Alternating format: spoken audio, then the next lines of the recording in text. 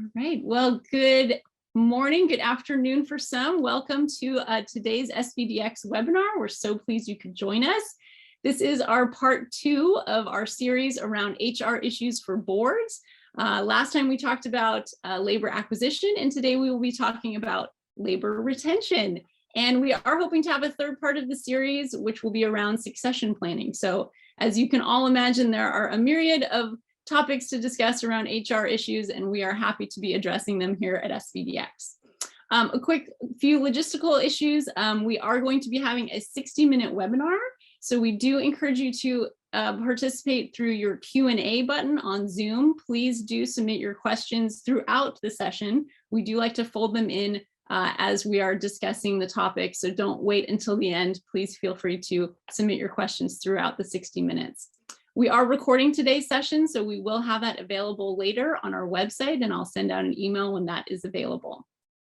It's really my pleasure to introduce our speakers for today, and thank you in advance for your time. We so appreciate your expertise in today's discussion.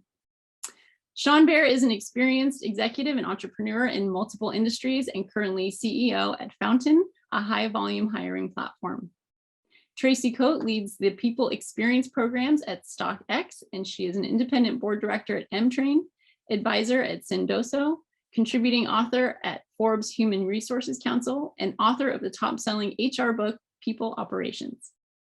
Janine Yancey is founder and CEO of M-Train and a thought leader in HR, compliance, diversity, and ethics issues, and is a sought-after speaker and has been published and interviewed in the mainstream media. Our moderator for today, Banafsheh Akhlagi, has over 20 years of experience as founder of a civil rights nonprofit, consultant to the United Nations, regional director with Amnesty International, and founder of an international private law practice. She's a member of the board of Federal Home Loan Bank of San Francisco, a member of the board of advisors of Entify, and a member of the board of SVDX. So with that, I pass the microphone off to Banafsheh, and thank you again for joining us today. Thank you so much, Nancy, for the kind introduction, and my gratitude to our panelists here today. This is a rich conversation. As Nancy mentioned, we're going into our second session of this 3-part series around human capital. What is human capital today? What does it look like? You know, I was sharing with Tracy a few minutes ago, you know, we're seeing the news out there. Forbes just released 2 days ago on the 13th of June that, you know, now we're looking at 230,000 folks that have been laid off since the beginning of this year. And yet in companies, corporations across this country, boards of directors and their C-suite are scratching their head as to how to acquire, bring in this talent. And then when we've got them, the amount of resources that we've deployed to bring in the right fit, how to retain them. So that's what we're going to be looking at today. And esteemed guests, really, each of you are bringing such a cross section of experience to this conversation. And, you know, I have a tendency to go towards that ESG, DEI perspective on things, because I think today more than ever, it is infused in everything we do. We need to be aware of that because, you know, the millennials and particularly Gen Z population that we may be wanting to bring to and retain in our companies are looking at such things. So let me start with, which I always like to do on these types of topics, is just kind of level set. Where are we currently? And I want to look at it from an employee perspective, but I also want to look at it from an employer perspective. So let's start with Sean, if I can, please. Where would you say we are current events? Currently, where are we from an employee perspective? Yeah, from an employee perspective, I think, and probably from an employer perspective, I think stepping way back on a macro picture, the world has fundamentally changed for many companies, right? I happen to be in the tech sector, but I would say this, you know, writ large for the economy.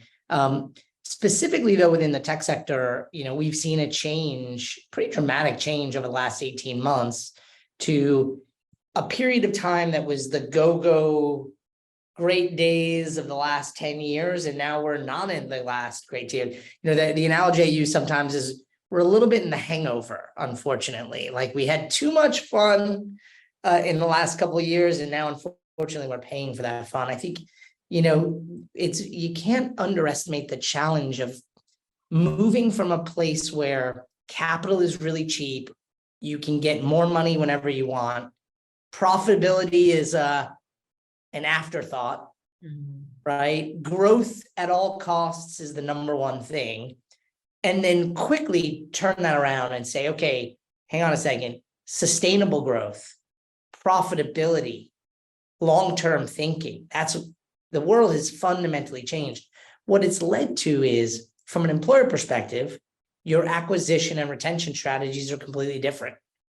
In a growth at all costs versus building a sustainable business that's profitable, the way you look at talent is fundamentally changed. Also, from an employee perspective, it's a way different world. The skills you need, the places where you want to work, the places you want to invest, completely different. So I think just starting at a level set, I do think we're in a unique period, and it's even more unique in that many of the people that are some of our top contributors at Fountain, and I think probably at StockX and many other places, they've never lived through a down market. Their whole career has been up and to the right, go, go, go. And now all of a sudden they don't always go up. And so that's brought new opportunities and new challenges for companies. But that's how I level set to start. That's really great. That's really great. Thank you for that foundation.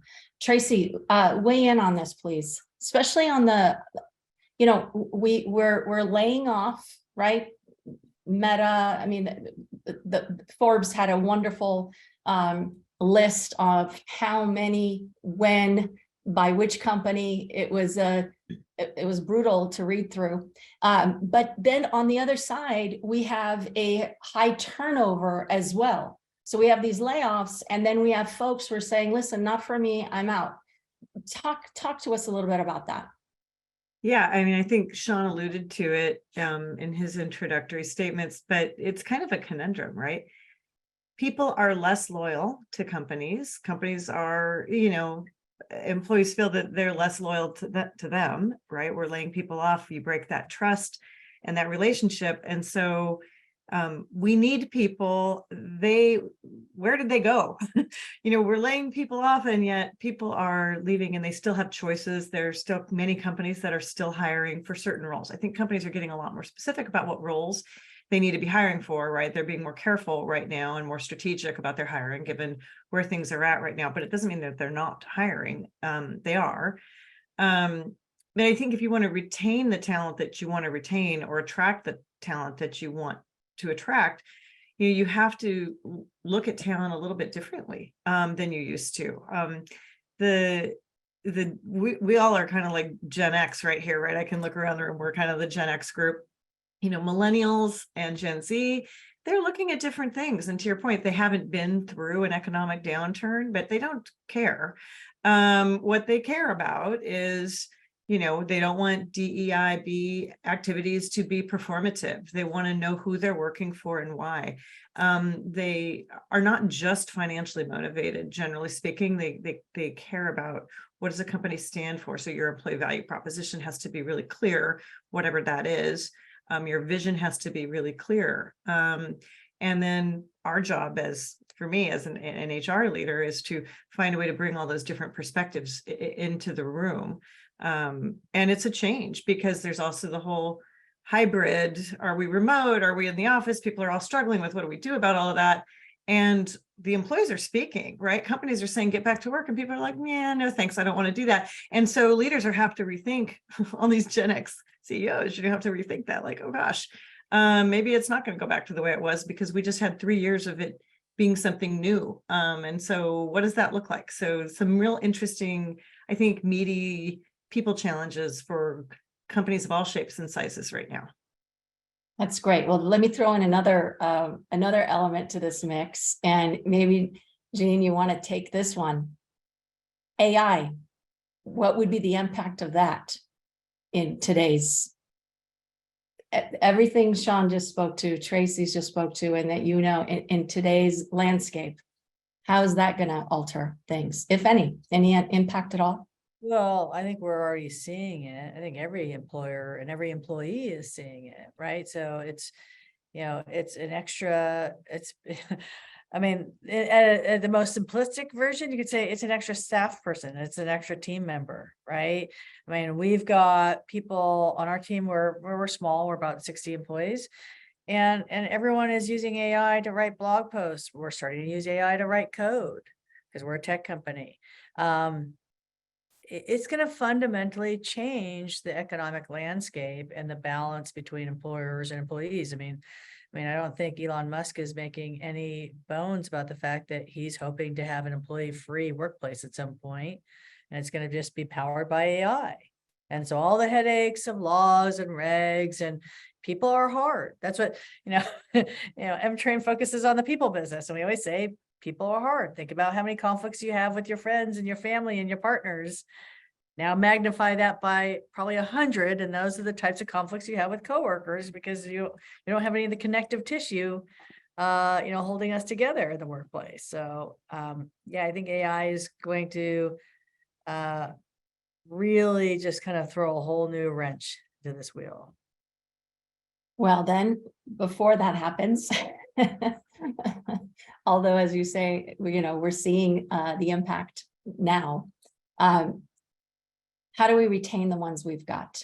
So all of the resources, each of you in your own companies, there are hours, dollars, time. There's so many of your staff have to go through these, whether it's interviews, then the onboarding, it's the whole cycle of bringing someone in. And then now you've got them.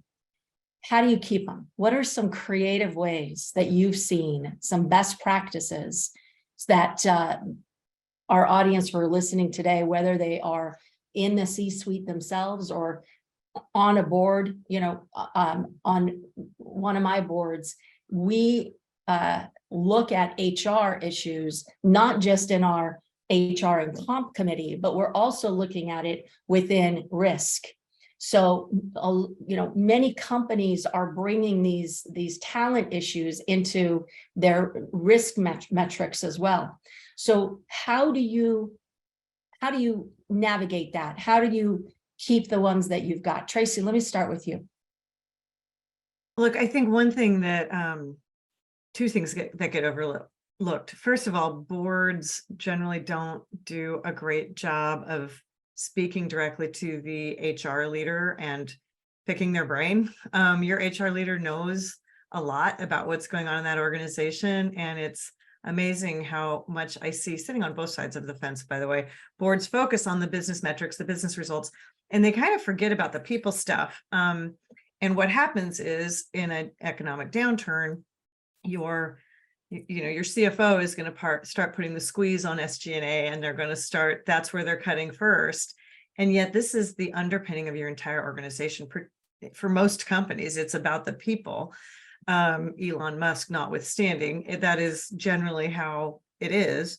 And so first and foremost, as a board member, you should be definitely driving some conversations about people and talent and understand what's happening in the organization so you can advise them and understand what their retention strategies are.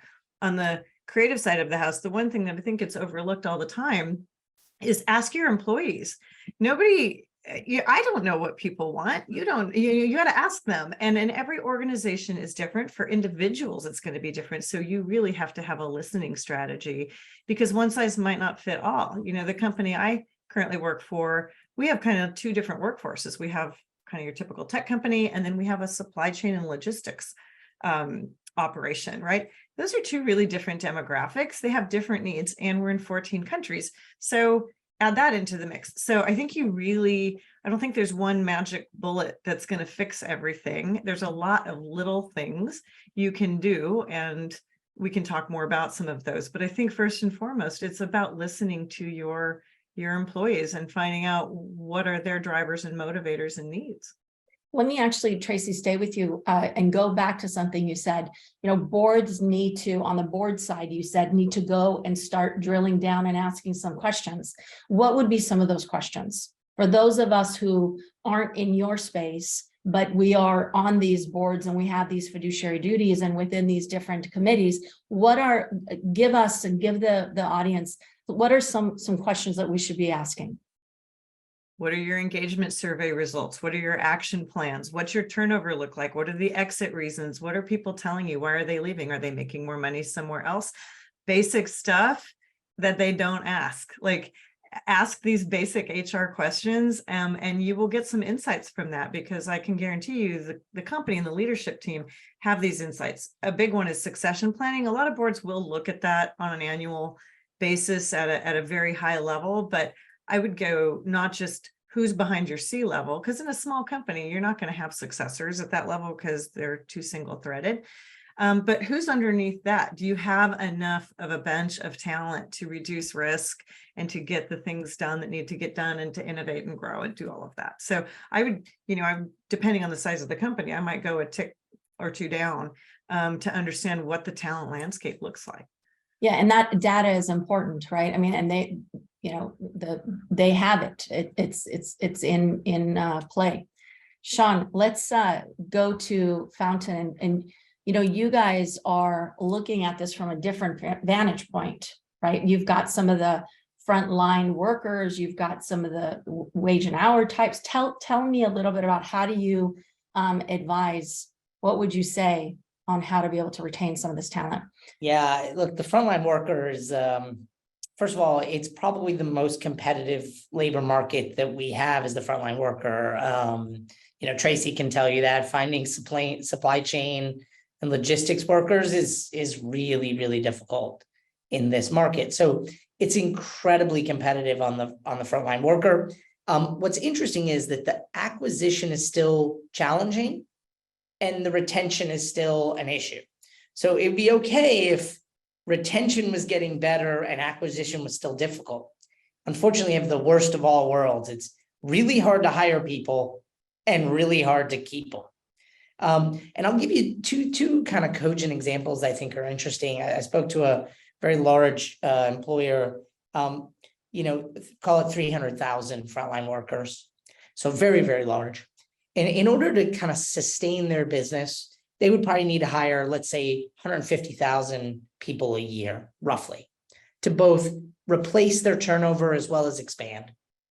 Well, one thing that's been interesting that's been happening slowly over the last 12 to 18 months, more and more of their frontline workers asking for less hours, which kind of turns on its head, right? It used to be the frontline workers, you kind of assumed they always wanted 40 hours a week or 36 hours a week or 32 hours a week.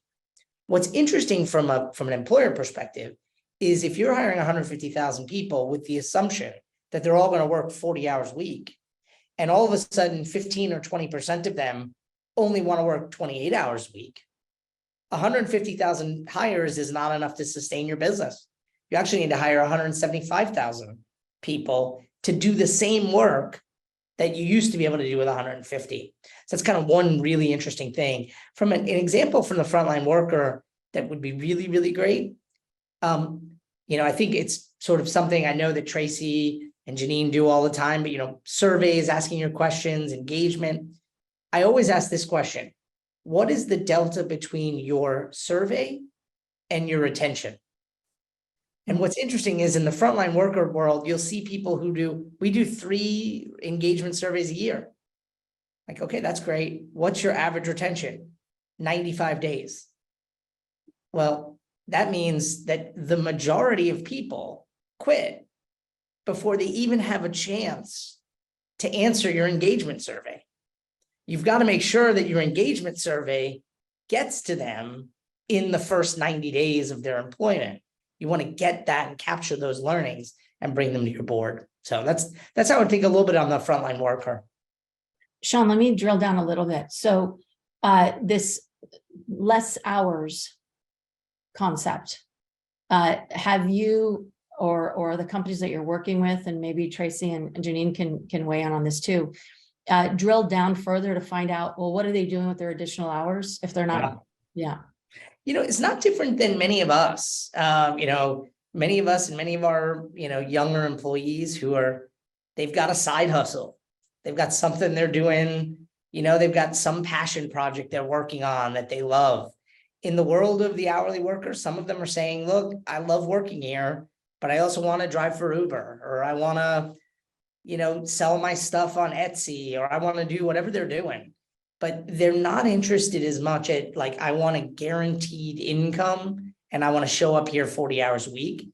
That world has changed. I think the last 3 years have given all of us a chance to reflect on what's really important to me, what makes me happy, what do I need to do, what do I want to do? And I think you're seeing that throughout the economy.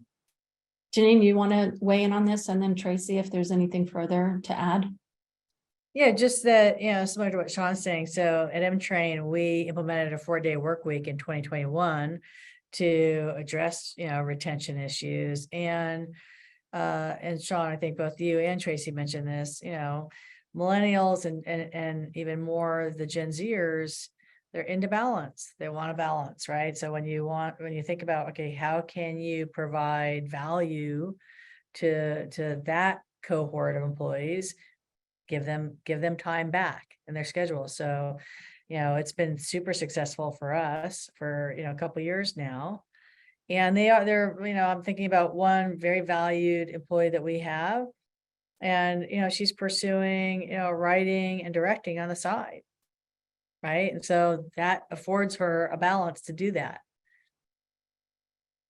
This is the shift, right? And it's not just a generational thing. We all spent 3 years, for many of us in an urban environment, getting 3 hours back in our day because we weren't commuting anymore. And we did other things with that time, whatever that is. Now, some people maybe worked more, but I think a lot of people planted a garden, took up hiking, started working out, whatever. People started doing other things and really leaning into side hustles for a lot of folks. Our whole company is basically about trading what you love, right? That's what StockX does. So I think that there's been an increase in that. And I think we do have to figure out as employers how to respect that.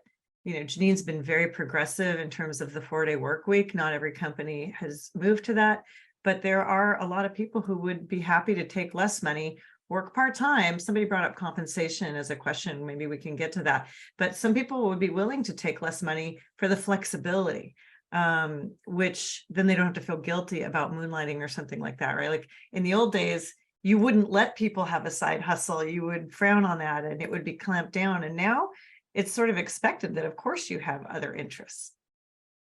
Yeah, there's a lot of Europe and the philosophy in Europe and the companies there or the governments there seeping into this conversation.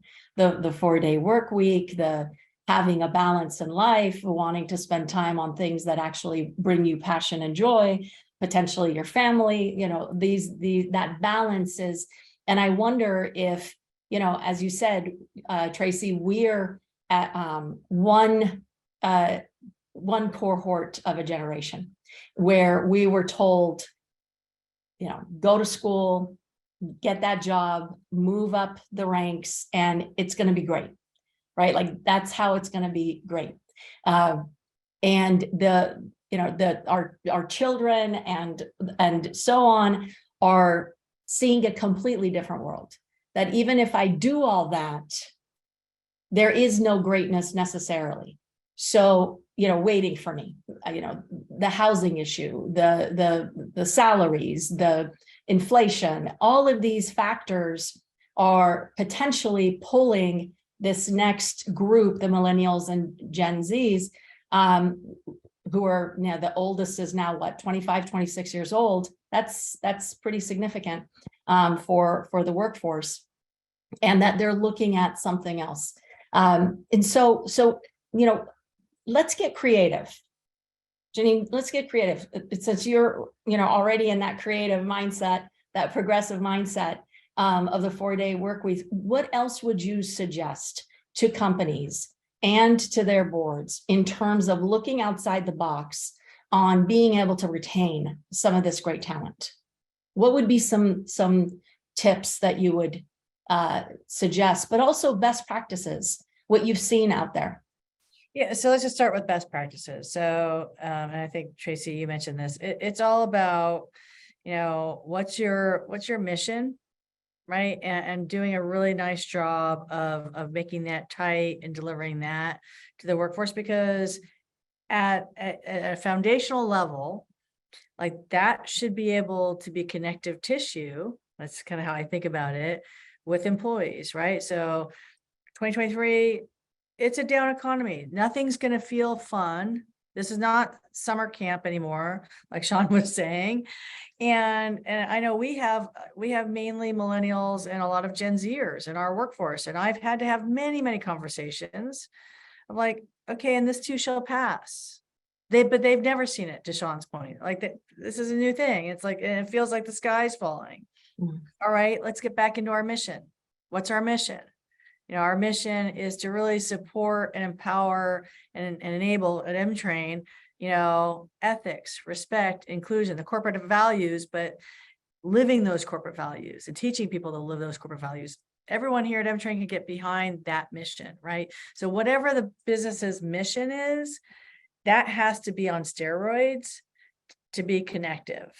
So that's kind of foundational. And then I think additive to that would be, build an environment so that, there are, a friend of mine, Steve Cadigan, always says, it's like, we're always learning. So what can you do as an organization that you're empowering and giving opportunities to people at scale to develop new skills? That's a win-win for both the organization, for them, right? So that there's something in it for each and every employee. That's really great. It's really looking out, isn't it? So it's not looking out to the customer necessarily, but it's also looking out to your team. So having that view upon that they are as much, if I can kind of frame it this way, that your team and the staff that's running the engine of this company are as much of a stakeholder today as your shareholders and your customers and your partners are. Yeah. And just to double tap on that a little bit, it's a two-way street. Whereas, as you were saying, when we all kind of, were integrated into the professional world, as Gen Xers, it was not a two-way street. As soon as you were on board, it was a one-way street. And I'll put my hat on as the employment lawyer. From that perspective, it was really a one-way street. It was like, it's all about the employer, and you employees are just along for the ride. And Right. that's completely changed. Right. Sean, you look like you're ready to jump in. No, Janine nailed it. I think it is a two-way street. I think understanding where your employees are, that is critical to knowing where we are. It is a different, at Fountain, we're very fortunate. We have multiple generations of workers here, and we happen to be fully remote. So I have people in Australia, France, Germany, UK, South Africa, India, the US, Canada, and in the States, I think we're in 35 different states. So really, the good news for that is it's opened up pools of talent that, we would have never been able to access by being that. Obviously, we have the challenge of running a, 225 person company that is primarily remote, also offers up a lot of challenges. So both the positives, and you have to take the negatives on that side as well. So folks, here's a question. All of this sounds really touchy-feely and, sounds kind of soft, nothing to really hold on to. And with the advent of the media and this whole discussion around woke this and woke that, how do you, again, this is part of the question I was asking Tracy, but I really want to open it up to all three of you to kind of have us push further in being able to communicate to boards who on an average are about 63 years old. Right? So the board composition on an average, their age is about 63 and mostly white men. So how do you communicate all this soft, gushy stuff that we need to have a mission, and our mission really needs to align with who are the job forces today? And you know, I can imagine if I were to put on my hat as a 63-year-old white man, I would think, you know, Elon's up to something. I think this is a good idea, right? So how do you, what's the business case? Sean, go for it. What's the business case? If I understand your question, I mean, the thing that I would say from a board perspective, look, I always look at who our top 20% performers are. And it's a real simple exercise. Those people produce 10 times value. And I need to do everything I can to retain and empower those top 20%. And if those top 20% tell me they need to have a side hustle, they need to be able to speak their mind, they want to have a lot of bidirectional communication, they want to know what the company stands for, the ROI is really easy. It's really easy. Because the choice is lose one of those top 20% people who produces 10 times more value, or do what we need to do from a company perspective. But I always come back to that top 20%. Where are my top performers? What are they doing? What do they care about? What's important to them? How do I retain them? But more importantly, how do I empower them? If I empower them and give them really interesting work and have them feel like they're growing and developing and learning and accomplishing what they're out to accomplish, the retention sort of takes care of itself. Not all the time, but more often than not, the retention takes care of itself. Really great. Tracy, you said you sit on both sides. How do you make the business case for it? Yeah, you know, I think it's a balance, and sometimes you do have to bring people along, you know, as the HR person, a career HR professional. Sometimes you do have to use different kinds of data to support what you know in your gut to be true around what is needed to take care of employees. That's why listening surveys are really, really critical. You can also get some interesting tidbits off, you know, Glassdoor and Blind and some of these other places where people are talking anonymously. So for me, it's a combination of data from your surveys and your turnover analysis, coupled with maybe some what I would call stay interviews, right? We do a lot of focus groups where I work that are live conversation to follow up to the surveys to really dig into what people were thinking. You can put all that into a coherent strategy to present, to say, here's where I think we need to lean in and why. And oh, by the way, if we don't, we're already seeing the ramifications because we're losing critical talent that is going to set back these big initiatives. That's going to harm the company. I mean, that's when boards start to pay attention, is when you start to lose a couple of important people that you didn't want to lose. That's usually when they wake up and smell the coffee. So like the better way to do that is to say, if we lose these people, we're going to have a problem. So here's what we think we need to do to make sure that we don't. To Sean's 20% note, let me stay with you, Tracy. I think you were the one who spoke about inclusion. Mm-hmm. And, you know, wherever I find myself, that is become the focus, inclusion and belonging, right? So, okay, fine, we've got diversity. We may have equity because we're shifting pay. But do we have inclusion, and then therefore do we have belonging? Is that what you're hearing in some of these, these surveys that you're involved in? Is that a focus for employees? Yeah, I mean, we lean in pretty heavily on this topic, just given the nature of our brand. And I think that the thing that I see in most companies here is you just have to be really careful that you're not just ticking the box. Like, oh, we got a chief diversity person and we're doing some candid conversations or whatever you call them, and we're done. Inclusion is so much more, and it's really up to the leadership team in general to make sure that inclusive practices are woven through every single thing that you do, because people are watching who you hire, who you fire. They will eventually vote with their feet by walking out the door, and you're going to lose. It's one thing to bring in diverse talent. It's another thing to keep them there and make them feel safe and comfortable. Someone asked in the chat, actually, and I was in the middle of responding to them, but I'll just do it here.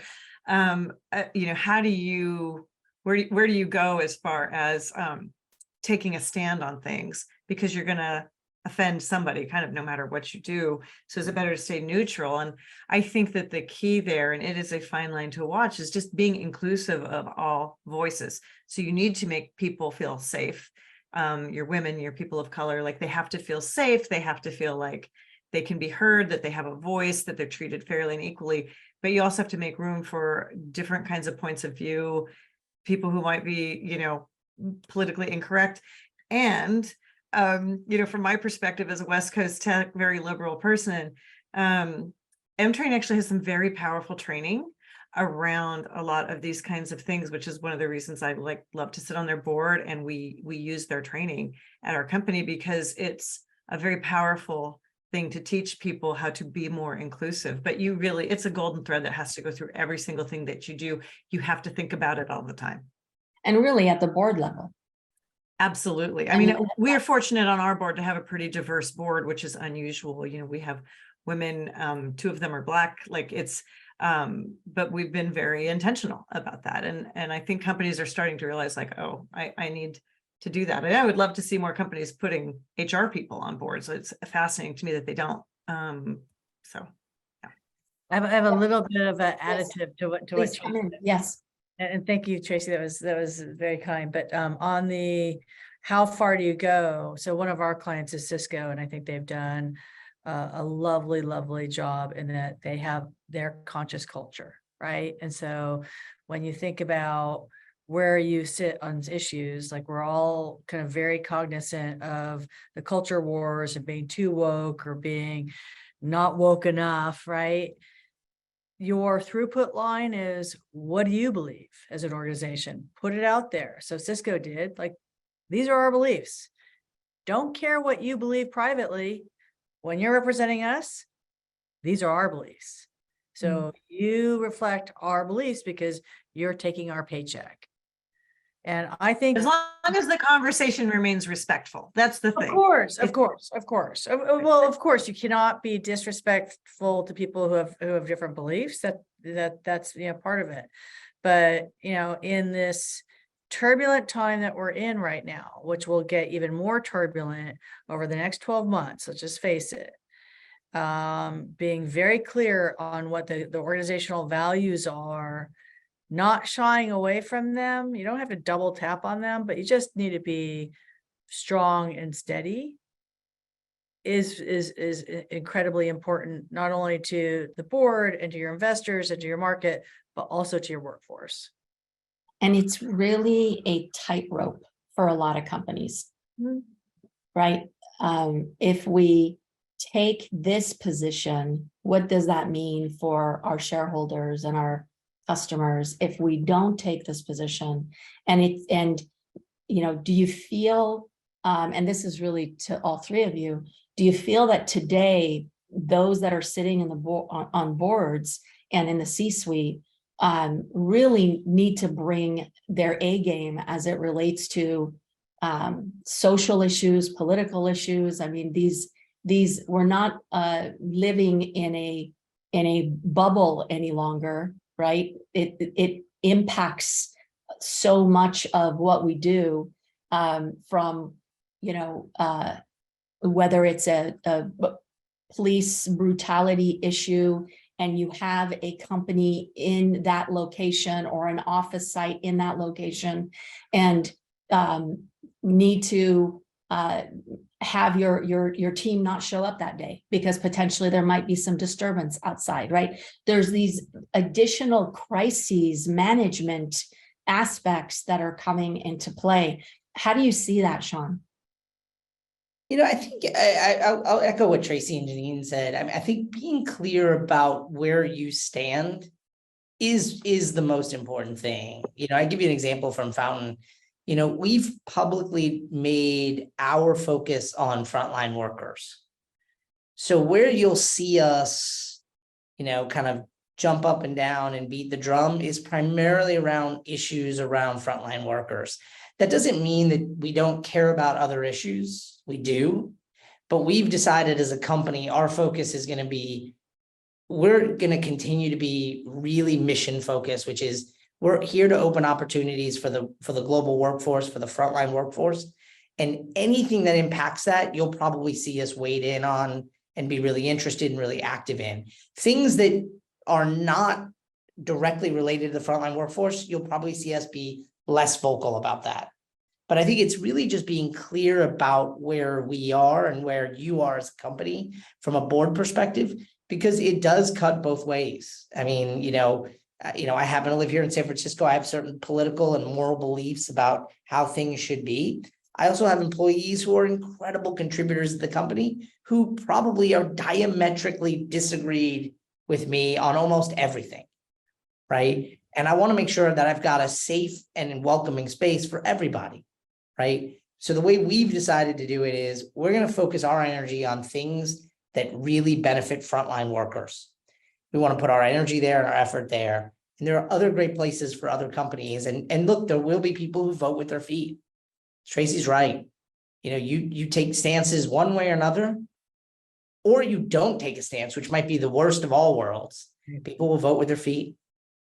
And we're seeing that. We're seeing that. Folks, I want to take us back to some of those, because there's a question in the chat, and it is about frontline workers, but I want to expand it beyond that. And the question is, are we ever going to get to a comfortable place around hybrid working? What do you think? Clearly, the world was able to do what they needed to do from home. I mean, unless you're, a medical professional and you need to go in for a surgery or something, like that. There's even those of us who are attorneys, Janine, I never thought there would be a day that I would be, representing a client on Zoom, or, deposing a witness on Zoom. Like, there, all kinds of questions would come up, right? In terms of, is there anyone else in the room? How do you know if they're not being coached? So, but we did it. We were able to do it. Some way we were able to get our way around that hurdle. But here we are, Twitter employees are saying, no, I'm not coming back in. And other companies are saying, if you don't have a job. So what do you think about this hybrid? And would this be potentially, as you've all spoken about, another way to be able to retain some of these great folks? Tracy, please. I think it's going to be different for different companies, quite frankly. I don't think there's going to be one thing that happens, because you can already see it happening. Everybody's tackling this in a different way. And what will happen is the talent will eventually find the right match for them over the course of the next several years, right?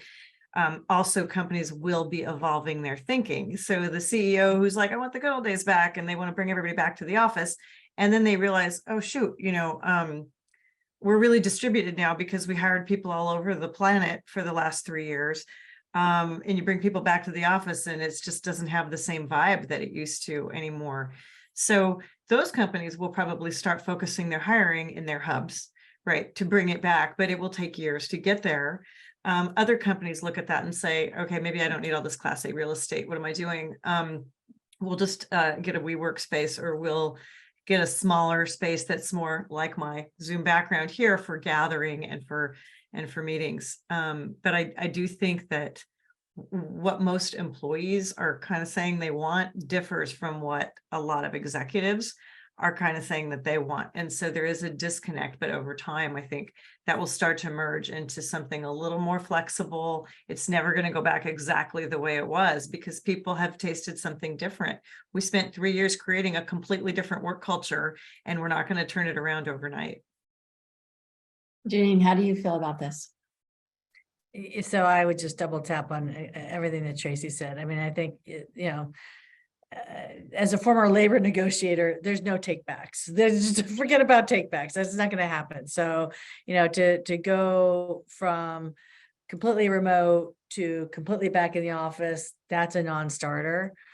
It'll be amusing to watch companies try to do it. But also I'll put my CEO hat on here and try to be interested to hear your perspective on this. You definitely see a gap in communication and the iterative nature of just looking over someone's shoulder and riffing. Like we don't have that in structured Zoom meetings, that are just kind of sequential. So I think we are losing something in the fully remote, as well as the connective tissue. And let's just face it, a lot of times, at least one thread for why employees stay at companies is because of the friends they make. And it is more difficult to make friends when you're just in structured Zoom calls all day long. So, some thoughtful hybrid solution, I think, is kind of where we're moving towards. Sean, I see you. Yeah, I'd agree. Look, as a CEO of a company, I would not be being authentic if I said there are not some days where I say, oh, I wish we were all together in the same office again. I definitely have those thoughts. And I'm also, I'm also an employee. So there are days where I know that, wow, I think I could just stay home and I could crank on this, this doc for a long time and get a lot of progress done on it. So I kind of see both sides of it. I would echo Janine's point that there's two sides that I think are really important to realize from a board perspective. The first is you need to be clear about the tax, both in hybrid and in remote, that you're paying. Because Janine's absolutely right.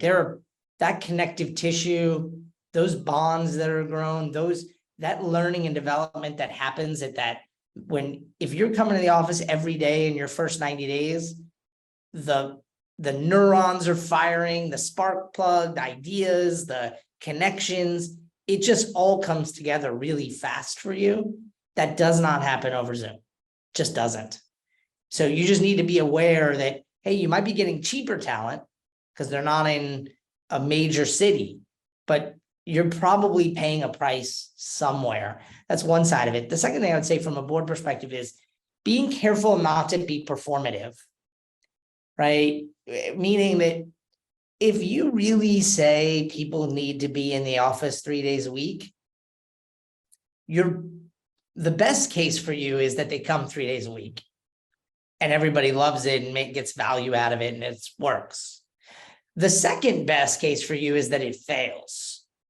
And you're clear that it failed because no one comes. But the worst case actually is to tell people that you have to be in the office 3 days a week, but then be unwilling to enforce the policy. That's actually the worst of all worlds. Or get the benefits from it. Or get the benefit. Like you're like, well, we're doing it to get the benefits, but you're not getting the benefits. Well, we're going to hold people accountable, but we're not going to really hold them accountable. Then the employees are like, yeah, this is all made up. And so I think you've either if you're going to do it, it's got to be real and you got to be clear about the costs and the benefits that you're getting. And actually, it's really great, Sean. Those are the conversations that we're having at the board level. Right? If we're going to do it, then we're really going to need to do it. And then how do you make sure we do it? Right? Because, many of these folks aren't clocking in and clocking out. So how are you going to keep track that they're really doing it?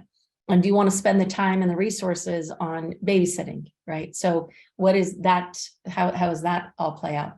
Listen, we've got about 10 minutes left, and I want to make sure that I end with our final question, which is what's the takeaway that you want to give to the good folks that are listening. But I have one question. It's probably a big question, but I'm going to do it anyway.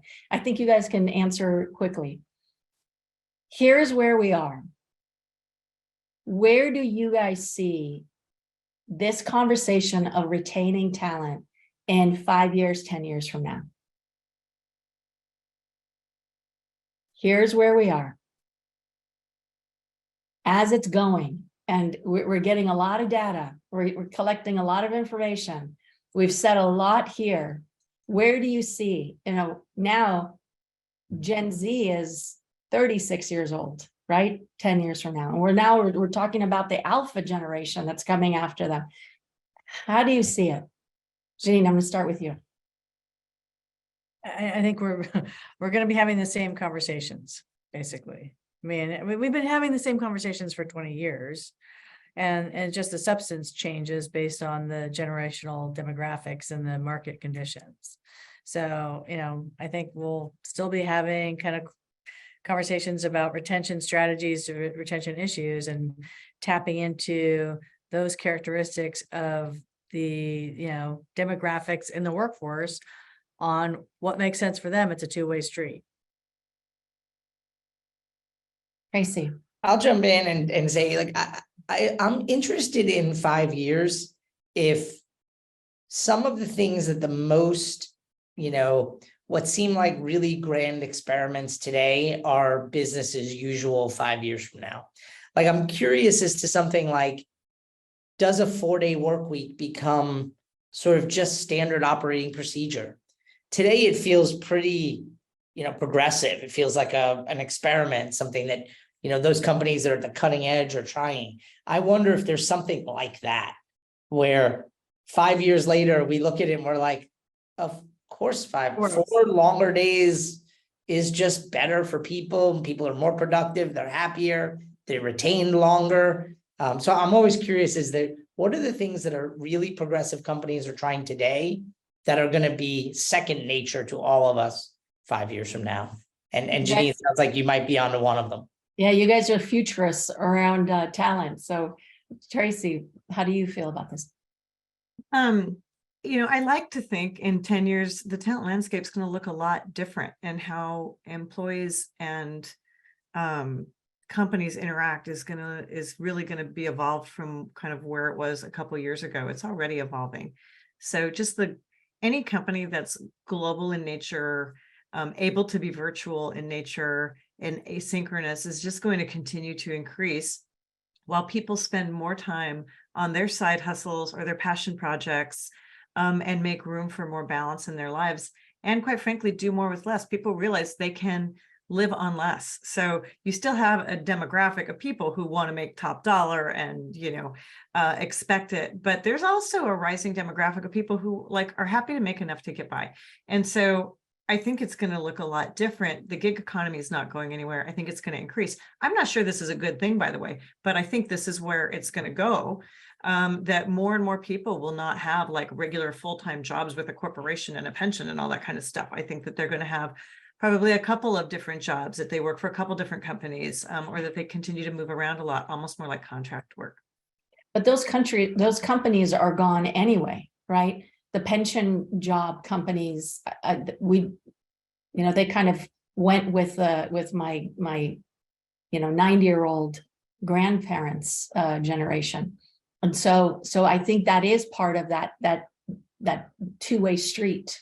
If I'm here giving to you and you are excelling in the marketplace, what am I getting in return? Right. I think that's a question that, and I loved how Janine framed it, that wasn't in our generation. It wasn't, it's like, you're lucky you have a job. It's a completely different viewpoint. So let's start with you, Janine. What's something that you would, that nugget that you would leave the good folks that are listening, your takeaway? It's just that, as Sean said, you've got to figure out your listening mechanisms to get a finger on the pulse of seeing where people are. Both Tracy and Sean said that. So I'd say, we're always listening, and just approach it from a perspective of switch your perspective, be an employee and figure out, okay, what makes sense for them. And it's always about the people. I mean, I always think of a basketball team because that makes it really vivid. It's like you've got players on the court, and if you don't have good players, you're not going to win. It's really great. So ladies first, Tracy, please, and then I'll finish off with Sean. I think I would say, just don't forget that your talent and people strategy should be front and center along with your business strategy. It's usually an afterthought. When you're building your long-term plan, your 5-year plan, like, where's the people plan? As challenge your HR person to be thinking about, like, what kind of talent do we need in 5 years? How are we going to evolve this stuff? So make sure you have a forward-looking talent strategy that's hand in hand with your business strategy. It's part of it, and a really important part. Thank you, Sean. Yeah, I love both of those. The only other one I would add is I'd love a board question around, tell me about the best salesperson. How are they doing? Where, how are they feeling? What are they working like? Is there anything we can learn from them? And take salesperson out. You can change it to whatever role you want. But as a board member, being really interested in who are the best performers in the company, learning who those people are, like learning their names, because those people could be the next director, VP, whatever it is, but being really clear about who those people are, what they're doing, why they love working here, why they're succeeding. There's a lot of gems and nuggets in there. That is great. I'm going to take that on, Sean. That's great, particularly with that view on secession, right? That's fantastic. Listen, the three of you have brought so much to this conversation. I cannot, I've been taking notes. I've personally been taking notes on what I want to take back to my board. So thank you for your time. Thank you for your courage to say things that may not be very popular, but are important. And honestly, it was an excellent conversation. I am grateful. Thank you. And thank you all. I hope this was, we're getting actually many thanks. Excellent conversation. Thank you from the folks that are listening in. So I think it's answering my question, which was, I hope this was meaningful for all of you. So thank you again, and look forward to session number 3.